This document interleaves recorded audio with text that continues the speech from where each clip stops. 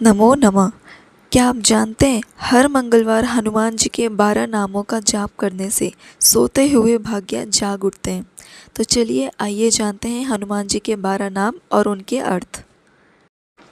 सबसे पहले नाम आता है हनुमान, जिसमें हनु का मतलब होता है जबड़ा, मान का मतलब होता है खंडन। इसका पूरा अर्थ है जबड़े पर चोट या फिर जबड़े का खंडन। ठीक है, अब इसके पीछे भी एक कहानी है। जब हनुमान जी छोटे थे तो वो सूरज को फल समझ के उसको खाने के लिए जा रहे थे। ठीक है, इसी बीच इंद्र जी को दिखा। इंद्र जी ने उन पर वज्र से प्रहार किया, ये सोचकर कि अगर ये छोटे से बालक सूर्य को खाएंगे तो पूरी धरती पर अंधकार छा जाएगा। इसी वजह से उन्होंने वज्र का प्रहार किया। सो उसी वज्र के प्रहार से इनके जबड़े पर चोट लगी। हनुमान नाम से पहले इनका नाम मारुति था, मारुति। दूसरा नाम आता है अंजनी सूत। अंजनी सूत का मतलब होता है अंजनी माता का पुत्र। अब जो अंजनी माता थी वो एक अप्सरा थी। किसी ऋषि जी के श्राप के कारण वो धरती लोक पर वानर रूप में जन्मी। ठीक है, और इनकी जो शादी हुई वो वानर राज केसरी जी के साथ हुई है। सो इसी प्रकार मारुति जी की माता का नाम अंजनी और पिता वानर राज केसरी थे। वानर राज केसरी सुमेरु पर्वत के राजा थे।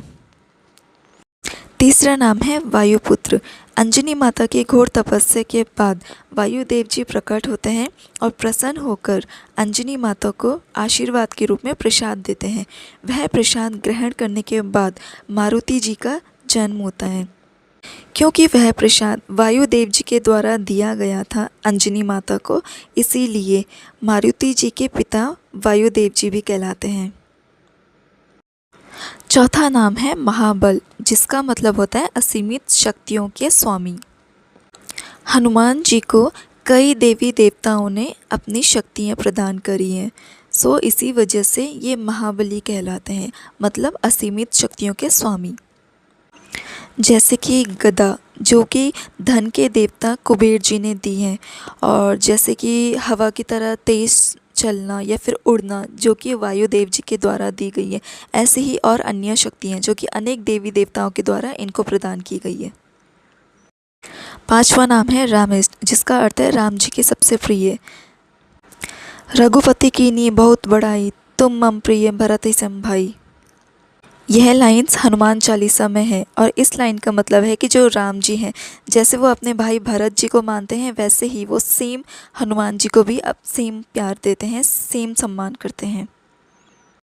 अब छठा नाम आता है फाल्गुन सखा, जिसमें फाल्गुन अर्जुन जी का नाम है, महाभारत के अर्जुन जी का नाम, और सखा मतलब मित्र, मतलब अर्जुन के मित्र। जैसे कि आपका स्क्रीन पर दिख रहा होगा, कुरुक्षेत्र के युद्ध में अर्जुन जी का साथ कृष्ण जी ने दिया था, और साथ ही हनुमान जी ने भी उनका साथ दिया था, उनके रथ के झंडा बनकर। जब तक ले वो उसके झंडे पर थे तब तक उस रथ को कोई हानि नहीं पहुंचा सकता था। इसी तरह हनुमान जी ने अर्जुन जी की मित्रता निभाई, अर्जुन के साथ मित्रता निभाई। चूँकि झंडे पर हनुमान जी विराजमान थे, इसलिए इस झंडे को कपिध्वज भी कहा जाता है। अब सातवां नाम है पिंगाक्ष, जिसका अर्थ है सुनहरी आँखों वाले। हनुमान जी की आँखें सुनहरी भूरी कलर की थी, इसलिए उनको पिंगाक्ष कहा जाता है। आठवां नाम है अमित विक्रम, जिसका अर्थ है बहुत बड़े पराक्रमी। लंका पर चढ़ाई करने के बाद जब युद्ध हुआ तो इन्होंने महाबलियों को मार गिराया। बड़े से बड़े पराक्रमी को भी इन्होंने क्षण भर में धूल चटा दी। नवा नाम है उदधिक्रमण, जिसका अर्थ है समुद्र लांघने वाले। माता सीता की खोज में समुद्र के उस पार लांघ कर जाने वाले सिर्फ हनुमान जी ही थे, जो पता करने गए थे कि सीता माता जी वहाँ किस हाल में हैं और कैसी हैं। वह श्री राम जी का दूत बनकर गए थे, माता सीता जी के लिए और रावण के लिए भी। 10वां नाम है सीता शोक विनाशन, जिसका अर्थ है माता सीता के दुख हरने वाले या दुखों को दूर करने वाले। हनुमान जी समुद्र लांघकर श्री राम जी का संदेश लेकर माता सीता जी के पास आते हैं और उनको श्री राम जी की अंगूठी देकर उनको संदेश देते हैं, जिस वजह से माता सीता जी का दुख थोड़ा कम होता है। उन्हें यह लगता है कि आज श्री राम जी उन्हें लेने वापस ज़रूर आएंगे, उन्हें बचाने ज़रूर आएंगे। 11वां नाम है लक्ष्मण प्राणदाता, मतलब लक्ष्मण जी के प्राणों का दाता। जब मेघनाथ के बाण से लक्ष्मण जी घायल होकर मूर्छित हो जाते हैं, तब हनुमान जी संजीवनी बूटी लेकर आते हैं, जिसके कारण लक्ष्मण जी पुनर्जीवित होते हैं। इसी कारण वह लक्ष्मण प्राणदाता भी कहलाते हैं। और 12वां नाम है दशग्रीव दर्पहा, जिसका अर्थ है रावण का घमंड तोड़ने वाले।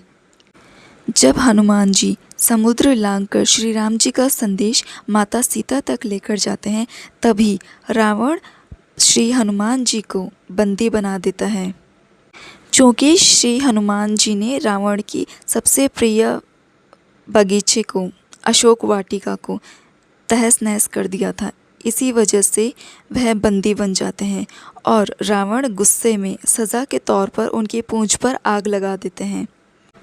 परंतु श्री हनुमान जी कैद से मुक्त हो जाते हैं और जो रावण ने उनकी पूंछ पर आग लगाई थी, उसी आग से वह पूरी लंका जला देते हैं, जिससे रावण का घमंड चूर चूर हो जाता है कि एक वानर पूरी लंका का तहस नहस कर जाता है।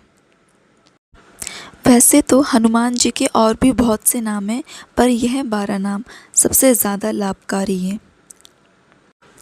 रोज़ सुबह या रात को सोने से पहले ये 12 नाम लेने से हर डर और बाधा दूर हो जाती है। कमेंट में लिखिए जय बजरंगबली और चैनल को सब्सक्राइब ज़रूर करें। धन्यवाद।